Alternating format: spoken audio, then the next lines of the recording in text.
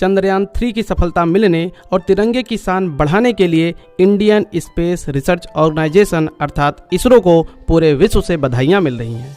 एक के बाद एक उपलब्धि हासिल करने वाले इस संगठन के संघर्ष को कोई भुला नहीं सकता। इसके लिए बशीर बद्र ने एक उपयुक्त ही कहा है, ये फूल मुझे कोई विरासत में मिले हैं, तुमने मेरा कांटों भरा बिस्तर नहीं देखा। नमस्कार, आज के इस नए एपिसोड में आप सभी का स्वागत है। मेरा नाम है हरिओम। दरअसल 21 नवंबर 1963 को दुनिया उस समय आश्चर्यचकित रह गई जब दक्षिण भारत के एक दूर दराज गांव में उप महाद्वीप का पहला साउंडिंग रॉकेट सफलतापूर्वक लॉन्च हुआ।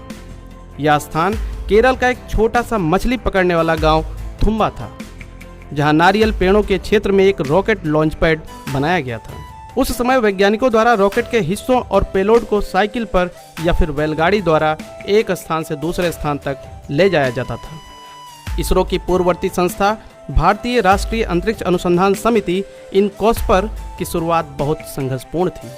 वर्ष 1962 में पूर्व प्रधानमंत्री जवाहरलाल नेहरू के समय डॉक्टर विक्रम साराभाई के नेतृत्व में इस संस्था को बनाया गया था। डॉक्टर एपीजे अब्दुल कलाम उस समय के युवा वैज्ञानिकों में से थे जिन्होंने Thumba equatorial rocket launching station की स्थापना की थी। 1969 को स्वतंत्रता दिवस के अवसर पर इनकॉस्पर को इसरो के रूप में परिवर्तित कर दिया गया, जिसके बाद वर्ष 1975 इसरो के लिए एक बड़ा मील का पत्थर साबित हुआ, क्योंकि इसने देश का पहला स्वदेशी उपग्रह आर्यभट्ट बनाया, जिसे सोवियत संघ की मदद से लॉन्च किया गया था।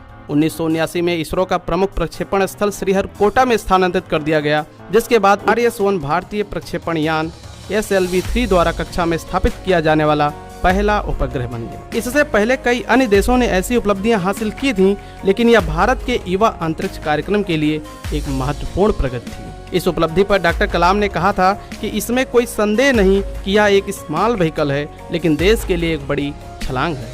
इसरो ने 1981 में भारत का पहला संचार उपग्रह एप्पल डिजाइन किया था। बैलगाड़ी में ले जा रहे एप्पल की प्रतिष्ठित तस्वीर सोशल मीडिया पर वायरल हो रही है। इसका पहला कारण था इसरो के पास संसाधनों की कमी होना, जबकि दूसरा कारण धातु के ट्रकों के साथ चुंबक संवेदनशील उपकरणों के हस्तक्षेप से बचाना। बाद में एप्पल का उपयोग टीवी कार्यक्रमों और रेडियो नेटवर्किंग के रिले सहित कई संचार प्रयोगों में किया गया। इसके बाद 80 और 90 के दशक में इसरो द्वारा विकसित उपग्रहों की इनसैट श्रृंखला एशिया पैसिफिक क्षेत्र में बड़ी घरेलू संचार प्रणाली बन गई। ऐसा नहीं है कि इसरो को विफलताएं नहीं मिली। 1979 और 1994 के बीच इसरो को प्रक्षेपण यान विकसित करने में कई असफलताओं का अनुभव हुआ। इसरो के इस सफलता और असफलता की संघर्षपूर्ण कहानी के लिए निम्न लाइनें सत्य प्रतीत होती हैं। क्या हार में, क्या जीत में, किंचित नहीं भयभीत में, कर्तव्य पथ पर जो मिले ये भी सही वो भी सही। इसरो ने ध्रुवीय उपग्रह प्रक्षेपण यान यानी PSLV से पिछले कई दशकों में 35 से अधिक सफल प्रक्षेपण किया। इसने 2008 में एक बार में 10 उपग्रह लॉन्च करके और फिर 15 फरवरी 2017 को एक बार में 104 उपग्रह लॉन्च करके विश्व रिकॉर्ड बनाया। गौरवान्वित करने वाली बात यह है कि इसरो का PSLV 19 देशों के विभिन्न संगठनों के बीच पसंदीदा बना हुआ है, जो इसे लॉन्च सेवा प्रदाता के रूप में उपयोग करते हैं। इसरो ने मई 2016 में भारत के पहले रीयूजेबल लॉन्च व्हीकल का भी सफलतापूर्वक परीक्षण करके लॉन्चिंग कॉस्ट को 10 गुना तक कम किया है। इसरो ने पृथ्वी से परे अन्य महत्वाकांक्षी परियोजनाओं पर भी तेजी से कार्य किया है। 2008 में इसरो ने स्वदेशी PSLV का उपयोग करके चंद्रयान 1 को चंद्रमा की सतह पर सफलतापूर्वक भेजा। इस मिशन ने अपनी अन्य उपलब्धियों के बीच चंद्रमा पर पानी की मौजूदगी की पुष्टि की थी। वर्ष 2014 इसरो के लिए और भी ऐतिहासिक रहा, क्योंकि इस वर्ष मंगलयान मिशन के माध्यम से पहले ही प्रयास में मंगल की कक्षा में यान स्थापित करने वाला भारत पहला देश बना। यह अब तक का सबसे कम खर्चीला मंगल मिशन था।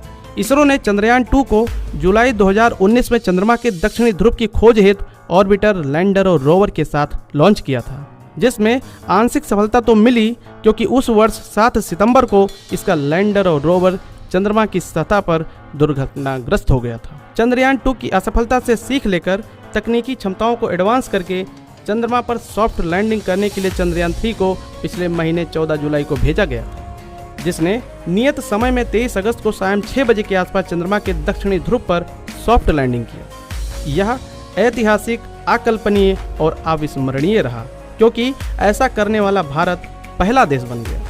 इसने भारत की तकनीकी क्षमता का लोहा मनवाया, जिससे इसरो के लिए एक नए स्वर्णिम काल की शुरुआत हुई। इस मिशन से दुनिया में इसरो के प्रति विश्वास बढ़ा, इसरो को बाहरी इन्वेस्टमेंट मिलने में मदद मिलेगी, अंतरिक्ष के शांतिपूर्ण और मानवतापूर्ण हित में कार्य करने को बढ़ावा मिले। हम सभी की हार्दिक इच्छा है कि इसरो लगातार उन्नति करता रहे। ऐसे ही ऐतिहासिक एपिसोड के लिए हमसे जुड़े रहें, साथ ही अपना और अपनों का ख्याल रखें। नमस्कार।